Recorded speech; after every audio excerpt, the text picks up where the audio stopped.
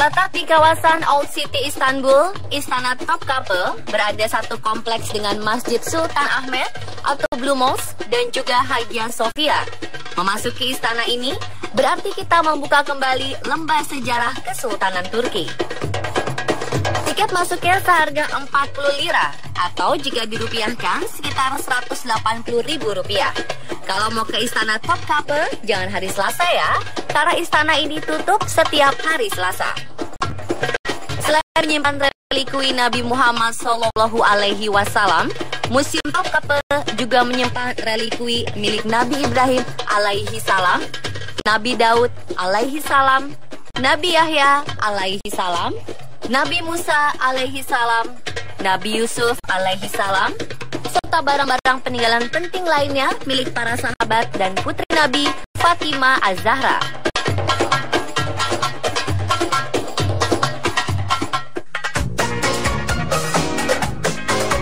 Di etalase ini terpajang pedang Nabi Daud alaihi salam.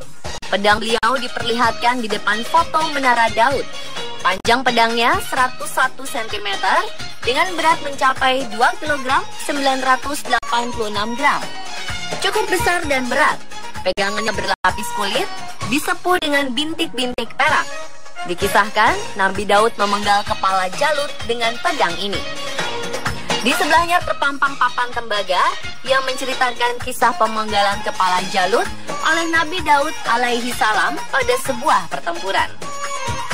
Prasasti 33 baris ini menjelaskan tentang keunggulan Nabi Daud atas Jalut, serta perpindahan pedang dari tangan Nabi Daud ke Nabi Yusuf alaihi salam hingga ke Nabi Harun alaihi salam, sampai akhirnya pedang ini didatangkan ke Istana Topkapı. Di sini juga tertulis, pedang ini kelak akan jatuh ke tangan Imam Mahdi dan akan jatuh lagi ke tangan Isa alaihi salam. Dengan pedang inilah, kelak Nabi Isa alaihi salam akan membunuh Dajjal yang bermata satu dan munafik.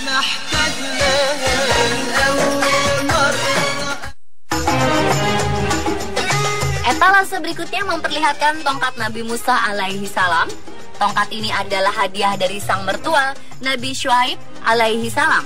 Tongkat sepanjang 122 cm ini terbuat dari batang pohon, di mana pada bagian atasnya terdapat bekas pangkasan cabang.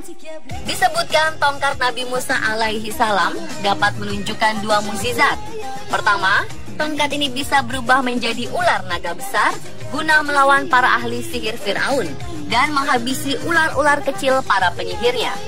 Kedua, dapat membelah Laut Merah menjadi dua bagian sehingga terbentuk jalan. Mukjizat pertama disebutkan dalam Al-Quran surat ke-7 atau surat Al-A'raf ayat 107 hingga 108.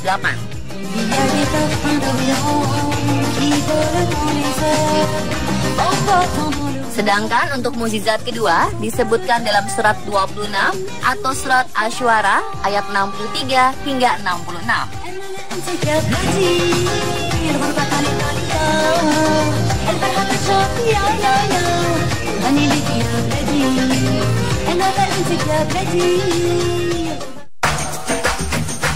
Berikutnya ada panci yang sudah ada sejak tahun 2000 sebelum Masehi.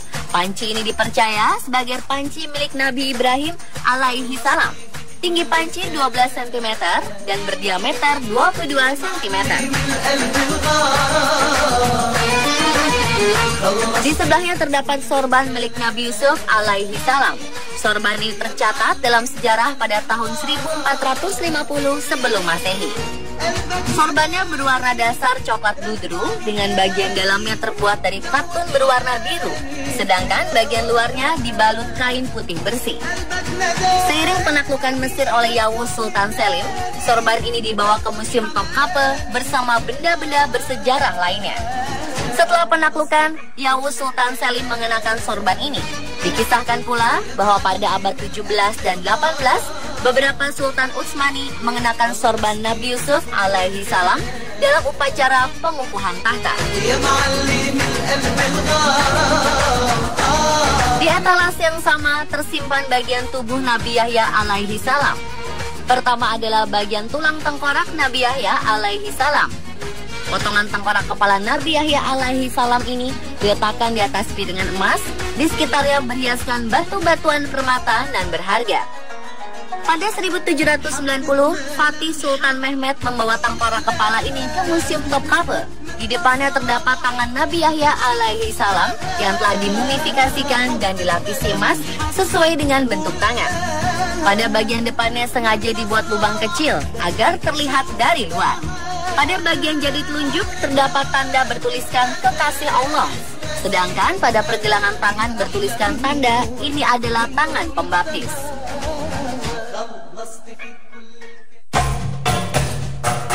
Berikutnya ada pedang milik sahabat Nabi sekaligus Khalifah Islam pertama, Abu Bakar As-Siddiq. Panjang pedangnya 98,5 cm dengan berat 850 gram. Setelah Nabi wafat, Abu Bakar As-Siddiq menjadi Khalifah Islam mulai tahun 632 hingga 634 Masehi. Sedangkan pemilik pedang besar ini adalah Khalifah Umar bin Khattab. Panjang pedangnya 104 cm dengan berat 1276 gram. Khalifah Umar radhiyallahu anhu adalah sang pemimpin agung setelah Abu Bakar. Beliau termasuk salah satu dari 10 orang yang diberitakan akan masuk surga oleh Rasulullah. Berikutnya ada relikui pedang milik Utsman bin Affan. Panjang pedang milik Khalifah ketiga ini adalah 100 cm dengan berat 622 gram. Khalifah kelahiran tahun 577 ini memerintah selama hampir 12 tahun, mulai dari tahun 644 hingga 656. Sahabat Nabi yang satu ini dikenal sebagai pedagang yang kaya raya dan memiliki sifat yang sangat pemalu. Kemudian ada pedang milik Ali bin Abi Thalib. Pedang penantu Rasulullah Shallallahu Alaihi Wasallam ini panjangnya 112 cm dengan berat 1618 gram. Suami dari Fatimah Az-Zahra ini adalah Khalifah keempat yang memimpin pada tahun 656 hingga 661. Sedangkan di bagian depan ruangan suci ini tersimpan relikui dari Mekah yang berhubungan dengan Ka'bah. Sebelum masuk ke ruangan suci ini, terdapat mata air yang fungsinya menjaga agar debu dari luar tidak masuk ke dalam ruangan dan sebaliknya. Dahulu, setiap pengunjung harus mencuci tangan di mata air ini. Di ruangan berdinding porselen campuran dari abad ke-16 dan 18 ini, tersimpan kunci-kunci Ka'bah. Pada abad 16 hingga 19, kunci Ka'bah terus dikirim ke pemimpin Utsmani sebagai bentuk pengakuan kekuasaan. Di kuncinya tercantum nama-nama penguasa pada zamannya, tahun-tahun kekuasaan, ayat-ayat Al-Quran, dan baris saja. Di bagian depan terdapat dua kayu berlapis emas yang berfungsi sebagai saluran air Ka'bah pada abad ke-8. Saluran ini akan mengalirkan air hujan yang jatuh ke Ka'bah. Saluran sebelah kiri panjangnya 261 cm, sedangkan saluran air sebelah kanan panjangnya 275 cm.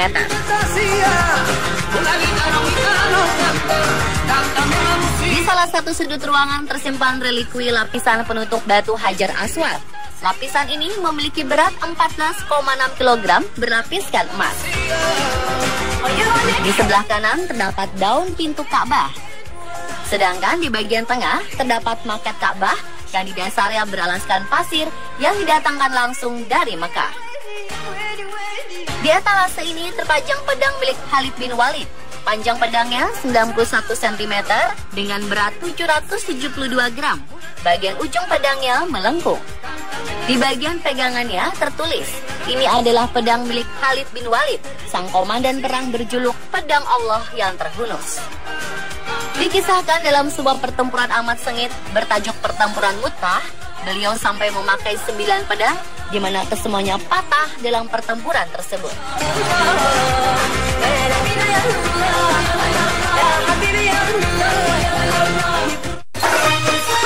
Relikui ini adalah pedang milik sahabat Nabi Zubair bin Awan. Panjang pedangnya 103 cm dengan berat pedang tanpa sarung 1234 gram.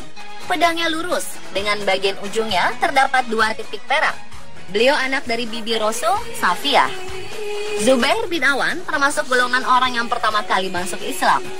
Beliau selalu ikut andil dalam setiap peperangan. Zubair bin Awan juga termasuk salah satu dari 10 orang yang dijamin masuk surga oleh Rasul. Dua pedang di sebelahnya milik sahabat Rasul lainnya. Yang pertama memiliki panjang 102 cm dengan berat 860 gram. Yang kedua memiliki panjang 102 cm dengan berat 1224 gram. Selanjutnya ada pedang sahabat Rasul Ammar bin Yasir. Panjang pedangnya 98 cm dengan berat 974 gram. Pegangannya berlapis kulit hitam.